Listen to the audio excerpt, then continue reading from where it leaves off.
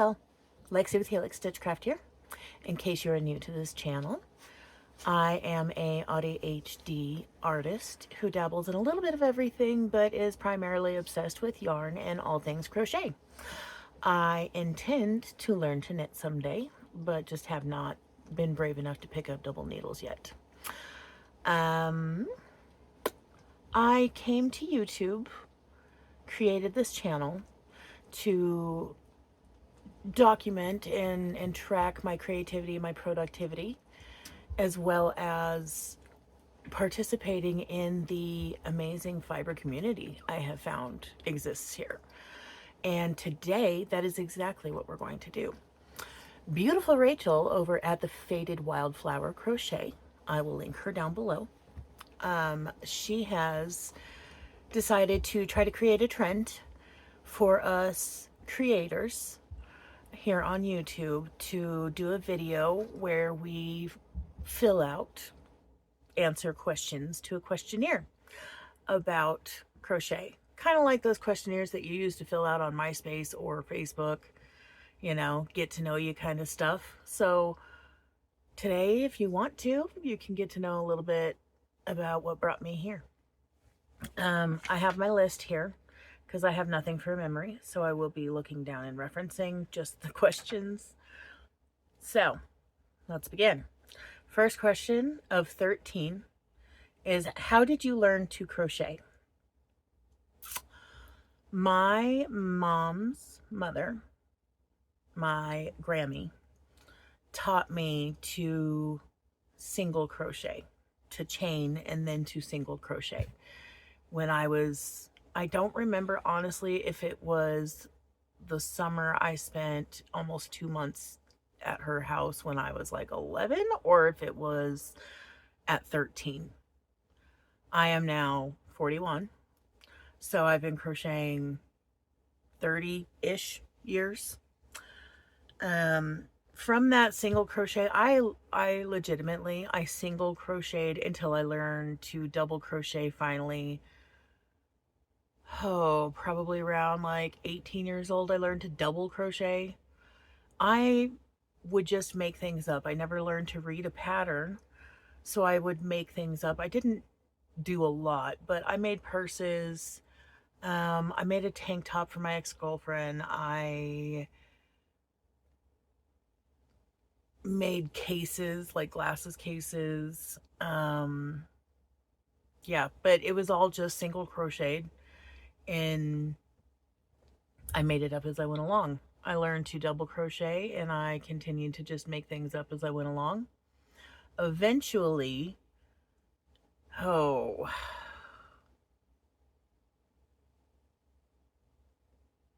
met somebody else who crochets when I was about 25, and she taught me half double crochets and how to do granny squares. And it took me until the age of about 35, almost, maybe 34, to think. I am not of that generation. It's not my first thought to Google or YouTube things. It really isn't. It takes me a while to, oh yeah, I forgot I have this computer in my hand that I can find that information, right? So it took me until the age of about 34, I think I was 34, to find tutorials. Somebody else suggested, look up tutorials on YouTube. Oh my God, I never thought to do that. And then I went down a rabbit hole. I started making everything. Well, mostly blankets, but every stitch imaginable. So on that note, the next question, number 2, is, what is your favorite thing to crochet? These questions, this list of questions, by the way, will be in the description box below, so that you can copy and paste. Feel free to answer the questions in the comments. If you're not a creator, I would love to read your answers. If you are a creator, feel free to just pick it up and do a video yourself. I will be tagging a handful of people in the description box that I would really like to see their videos. Or just whoever pops up in my mind first, you know what I mean? But yeah, all that will be down below, and I want everybody to participate. Let's turn this into a real trend. Okay, so what's my favorite thing to crochet? Talking about all the different stitches, my favorite thing to crochet is very texturized, very detailed blankets has been my history thus far. I have only fully designed one, and again, I don't even read patterns, so I've not written a pattern for this, but let me share a few pictures here.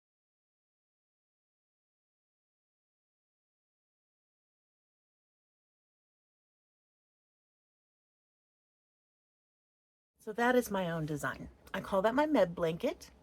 I made that as a graduation gift for my dear friend Meb. Yeah. I learned a lot, especially from Mikey at the Crochet Crowd. After following the tutorials and doing, let's see, I did the study of texture blanket and the study of planet Earth, and I did an alpine stitch blanket. It's not the same concept, but the texture. There's another one I cannot.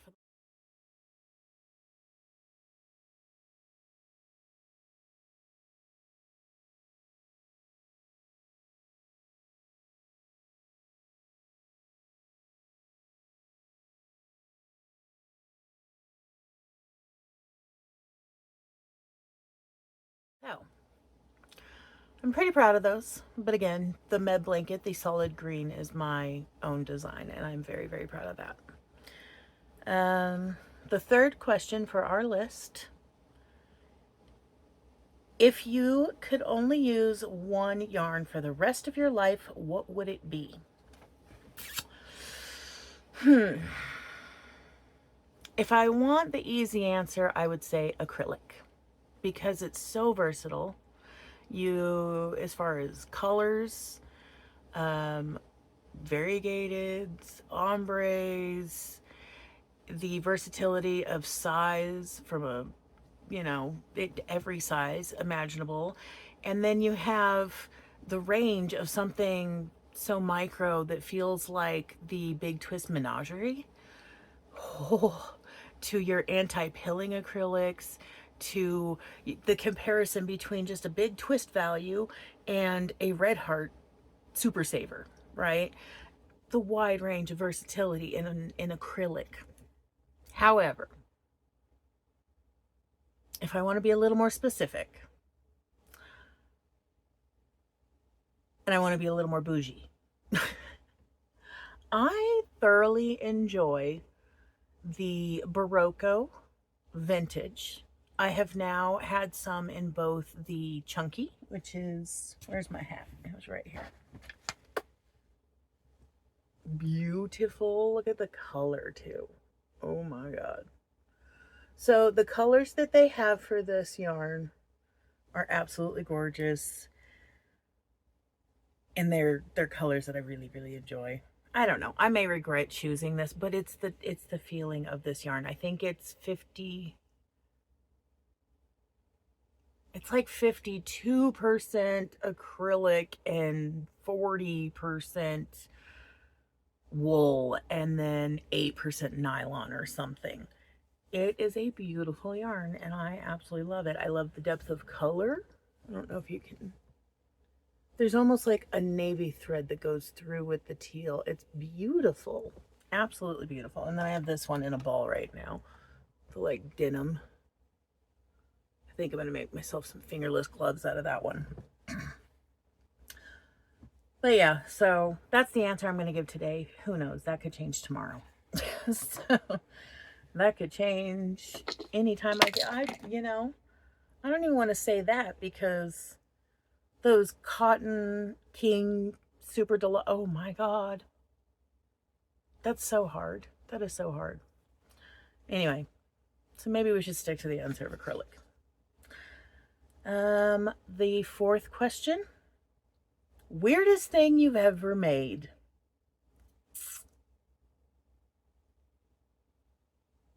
I don't know if I should tell the whole story here.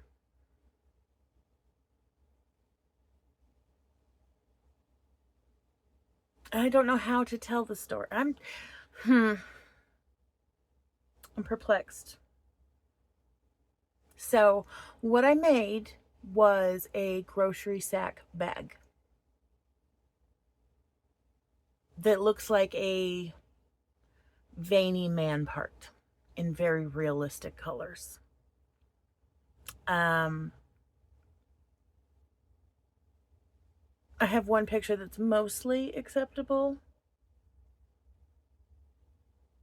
but I don't know how YouTube would feel about that. So if you absolutely must see it, email me. My email is always in the box below. But I think we're going to skip that. But just fathom what I've said in pulling grocery sacks out of the end of it. There was a whole reason for it.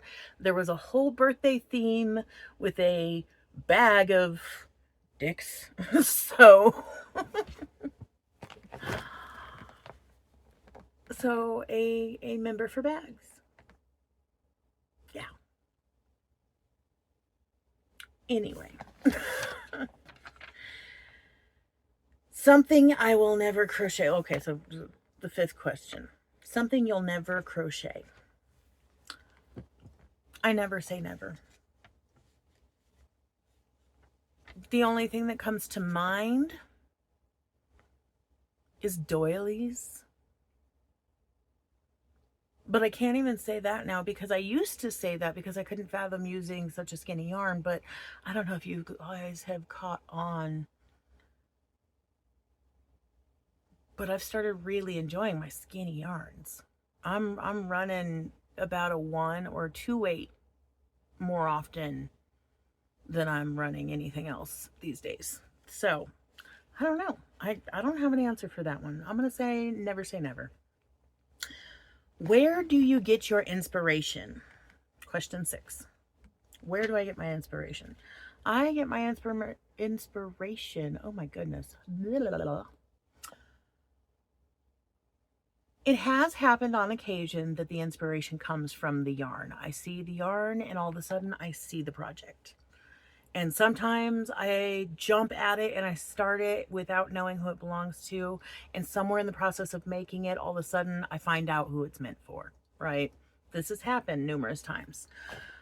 I also often take inspiration from the person themselves. What do I know about them? What do they love? What are their colors? What, you know, a perfect example of this is the Rave cardigan.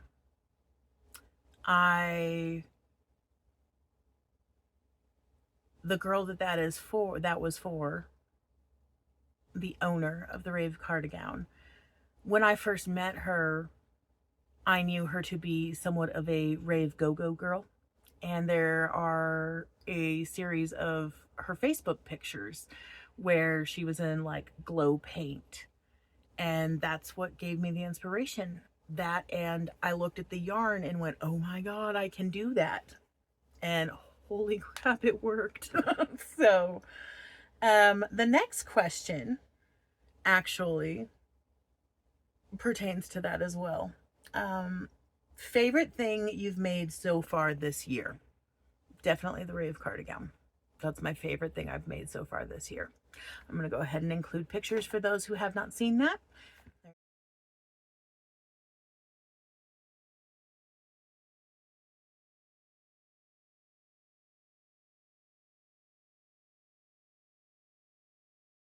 I could not be more thrilled or proud of the way that that cardigan came together. The only thing there is to be said about it is that I had a vision and it came to fruition. I worked the body of that thing in all of about 6 passion-driven days, and then the rest of it took me the rest of about a month and a half. I don't know how long, but a while. Just because you know how it is. Anyway. Next question, number 8. Crochet plans you're excited about for the future. The two things that first come to mind, I am not allowed to tell you about. So, I did finally figure out what I'm doing with my 4 Caron anniversary cakes in the colorway Sour Cherry. It's beautiful burgundy to pink ranges. Somebody pointed out that the Alpine stitch looks like girl parts, and so I'm making myself a big kitty blanket, if you follow me. I'm excited about that. I'm excited that I finally, after having those cakes for probably a good 5 years or so, that I figured out what I'm going to do with them eventually. What else? Let me look around here for a second.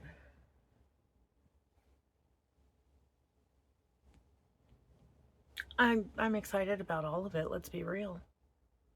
Let's be real. When I buy yarn, it's normally with a project in mind, and I'm excited for each and every one of those projects that I'm planning on. So we'll leave it at that. Question number 9. Worst thing about crochet. Sorry, there's no... Okay, well, Google Assistant wanted to come and tell me all about the weather. So, whoops. All right, try again. Worst thing about crochet. Number 9. I'm going to agree with Rachel and say pain. I think that's pretty obvious. It's not my number 1. Although I did experience tennis elbow when I did the twisted fringe on this beast, this shawl here. Ow, I hurt myself. And I do get pain here some, but otherwise that's not my primary. The worst part for me, I think, has to be that I don't have 8 arms to do 4 projects at once. I have way too many ideas, way too much that I see happening, and I don't have the time to do it all. I have a life, I have kids to raise, I have animals to take care of, I have a household to take care of. I can't sit and crochet all day, every day, although some days I get away with way more than a lot of people do, and I know that. Oh boy, do I know that. But yeah, there's not enough time. There probably won't be enough time in my lifetime. So I just hope to get through at least most of the hoard before. I don't want to leave it for my babies, unless one of them becomes a fiber artist, and then it would be awesome to inherit some of my stash. So we'll see what happens. I think Tiny might very well be my my little baby crocheter. She used to sit up and take my hook and just stab my projects over and over again, and she's the one who comes in and rocks the yarn babies to sleep. I'm not even kidding. She'll find a ball of yarn and rock it to sleep and then put it back in its bed because they're all little yarn babies. She loves them. She can't be by a ball of yarn without digging her fingers into it. I think she's going to definitely be a little crocheter. So we'll see. My oldest, I'm not sure. She likes it, but she has a lot of passion about some other things. So I don't know. I don't know if she's driven to do it. We'll see. It's up to her. She doesn't have to be a fiber artist. Anyway, number 10, final question. Favorite thing about crochet. My favorite thing about crochet, it's 2 things. Sorry. The hug. The hug that I hope is felt by the recipient of one of my makes in the absence of my arms. I love the hug. And there's been occasion where I have been allowed to witness that first impression of the hug. My sissy from another Missy cried when she opened the first blanket I ever made her. The first thing, which was really the first thing I ever made her, I think. Things like that. The way that my girls react when I make them something. It's, the way that the other children in my life react when I make them something. It's amazing. I love the hug. The other thing is the way that it has helped with my mental health. Sitting and crocheting allows me to process, has allowed me to process a lot. Oh, excuse me, I have an itch. And I'm able to achieve in a mindless enough pattern somewhat of a meditative state when I'm crocheting. And these elements have definitely improved my life greatly. I'm so grateful to have learned to crochet and to be as blessed as I am in all the yarnalicious goodness. Well, that concludes my Crochet Creator Tag questionnaire. I do so hope that you choose to participate.